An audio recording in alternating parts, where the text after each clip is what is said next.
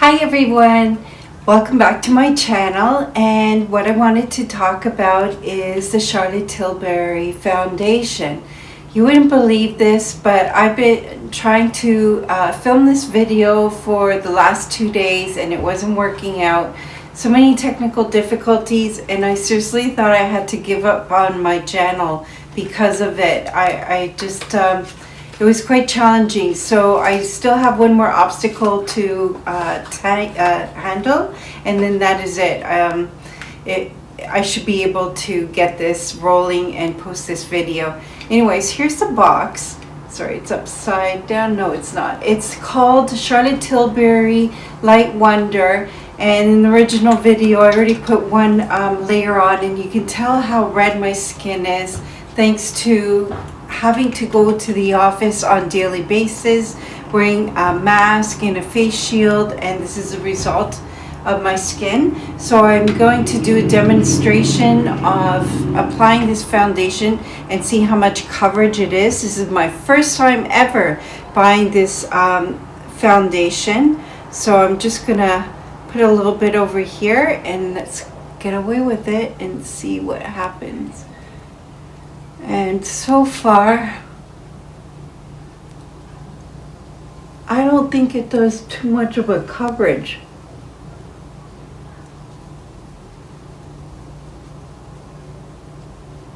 What do you think? Yeah, my skin's still suffering. The mask is my enemy number one, but not wearing a mask is my enemy also.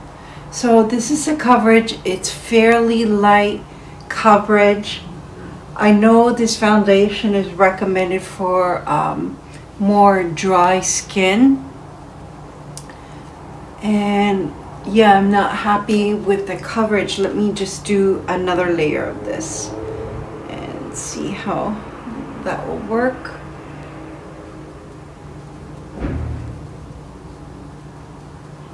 And not much of a coverage. So now you can tell for normal to dry skin, this is what it looks like. A little bit of improvement, I think. Oops, I almost lost my sponge. And I'm using the Beauty Blender sponge.